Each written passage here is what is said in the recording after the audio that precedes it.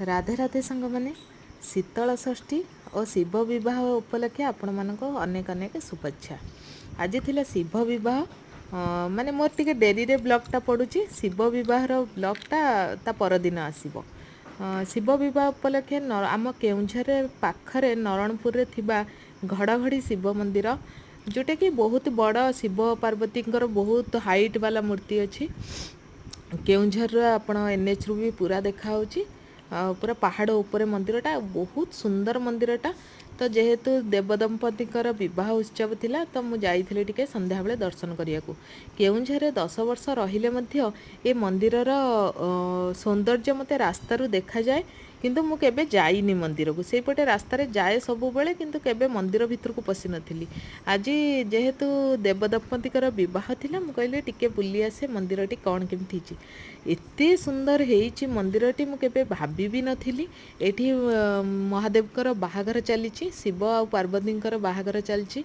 आमे टिके गलु बाहाघर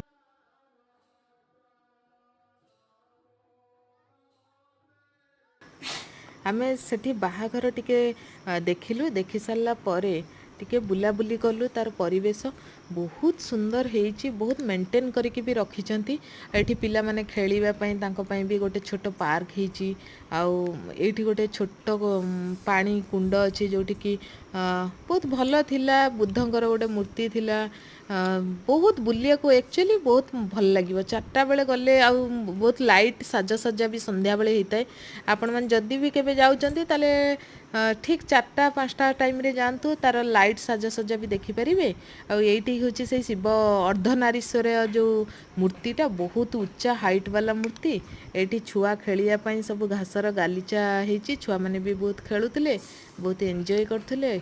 आउ गोटे मूर्ति हाइट वाला मूर्ति किछि गोटे तयारी होछि जोटा कि अधा तयारी हेकि रहिछि। सेटा भी केबे गोटे तयारी हबो, बहुत हाइट वाला मूर्ति हबो। मुझे टिके बुलाबुली कली। ये बहुत बड़ मंदिर। से परी जागर अमावास्या भी बहुत भल फेस्टिवल ये हुए। शिव पार्वतींकर बाहाघर भी ये बहुत भल हुए।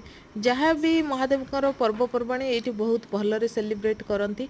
तेणुक मुझे केवे जाई नथिली, आज जाइली। आ मते एते भल लगिला मंदिरटी, आसीबाकू भी इच्छा हो नथिला। जेहेतु पहाड़ ऊपर अच्छी, बहुत ठंडा भी लगुଥାଏ। क्लाइमेटटा भी बहुत भल लगुଥାଏ।